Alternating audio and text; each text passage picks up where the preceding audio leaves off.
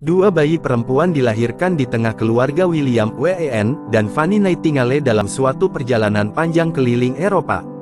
Partenope, anak pertama, lahir di Napoli, Yunani.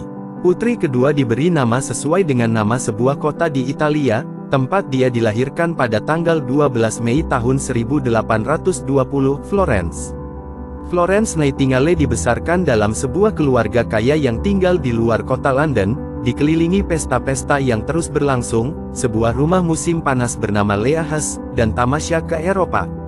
Tetapi, pada tahun 1837, pada usia 17 tahun, dia menulis di buku hariannya, pada tanggal 7 Februari Tuhan berbicara kepada saya dan memanggil saya untuk melayaninya. Tetapi pelayanan apa? Dia menyadari bahwa dirinya merasa bersemangat dan sangat bersukacita bukan karena status sosial keluarga kaya tapi, saat dia merawat keluarga-keluarga miskin yang hidup di gubuk-gubuk sekitar Embley, rumah keluarganya. Pada saat Florence berusia 24 tahun, dia merasa yakin bahwa panggilannya adalah merawat orang sakit. Tetapi pada tahun 1840-an, para gadis Inggris terhormat tidak akan diperbolehkan menjadi perawat. Pada masa itu, perawat tidak melebihi fungsinya sebagai pembantu yang melakukan semua pekerjaan di setiap rumah sakit umum. Para orang kaya dirawat di rumah sendiri, dan dianggap sebagai peminum atau pelacur. Tetapi, Florence yang belum menikah dan masih tinggal bersama orang tuanya, merasa hampir gila karena merasa tidak produktif dan frustrasi. Dia bertanya kepada seorang dokter tamu dari Amerika, "Dokter Samuel Howe, apakah pantas bagi seorang gadis Inggris mencurahkan hidupnya untuk menjadi seorang perawat?" Dia menjawab, "Di Inggris, semua yang tidak biasa, dianggap tidak layak. Tetapi, bukanlah sesuatu yang tidak mungkin terjadi atau tidak wajar, bagi seorang wanita terhormat, bila melakukan suatu pekerjaan yang membawa kebaikan bagi orang lain. Di Inggris, semua yang tidak biasa, dianggap tidak layak.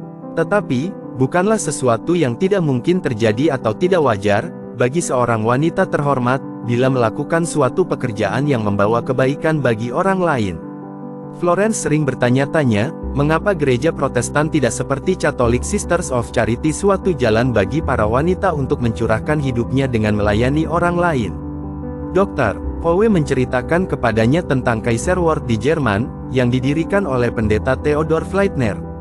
Tempat itu mempunyai rumah sakit yang dilengkapi ratusan tempat tidur, sekolah perawatan bayi, sebuah penjara berpenghuni 12 orang, sebuah rumah sakit jiwa untuk para yatim, sekolah untuk melatih para guru, dan sekolah pelatihan untuk para perawat yang disertai ratusan diaken.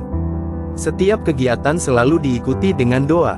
Bahkan, sebelum dia memutuskan untuk pergi, dengan semangat tinggi, Florence menanggapi bahwa Kaiserwort adalah tujuannya. Tahun 1846, Florence melakukan perjalanan ke Roma bersama teman-temannya, Charles dan Selina Bracebridge. Dalam perjalanan itu, dia bertemu dengan Sidney Herbert dan istrinya, Liz. Mereka adalah orang Kristen yang taat. Kemudian, Sidney Herbert menjabat sebagai Menteri Perang, sekaligus seorang teman dan pendorong semangat bagi Florence Nightingale.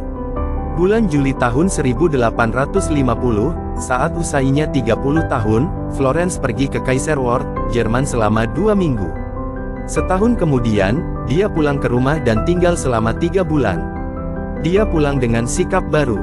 Sekarang, dia tahu bahwa dirinya harus membebaskan diri dari kehidupannya yang terkekang.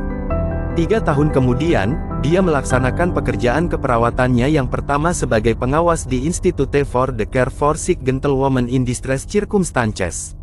Dia memasukkan berbagai pemikiran baru ke dalam institusi itu dan menerapkan beberapa ide yang revolusioner, seperti pipa air panas ke setiap lantai, elevator untuk mengangkut makanan pasien, dan para pasien dapat langsung memanggil para perawat dengan menekan bel. Dia juga menetapkan bahwa institusi tersebut bukan institusi sekte. Institusi tersebut menerima semua pasien dari semua denominasi dan agama. Komite institusi ini sebelumnya menginginkan agar institusi tersebut hanya menerima jemaat gereja Inggris saja.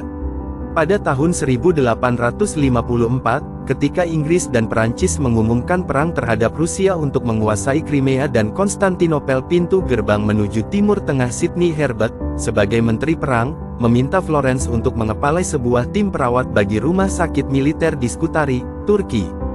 Florence menggunakan kesempatan ini. Dia tiba bersama sebuah tim pilihan yang terdiri dari 38 orang perawat. Hanya 14 orang perawat yang mempunyai pengalaman di lapangan, 24 orang lainnya adalah anggota lembaga keagamaan yang terdiri dari biarawati Katolik Roma, dissenting deaconesses, perawat rumah sakit Protestan, dan beberapa biarawati Anglikan yang berpengalaman di bidang penyakit kolera. Teman-temannya, Charles dan Selina Bracebridge juga turut bersama tim tersebut untuk mendorong semangatnya. Selama perang berlangsung, Florence menghadapi pertempuran berat untuk meyakinkan para dokter militer bahwa para perawat wanita pun diperlukan di sebuah rumah sakit militer. Perang Crimea telah membongkar sistem kemiliteran Inggris yang ternyata mengirim ribuan prajurit untuk menjemput kematiannya sendiri akibat kekurangan gizi, penyakit, dan diabaikan. Sebanyak 60.000 prajurit Inggris dikirim ke Crimea.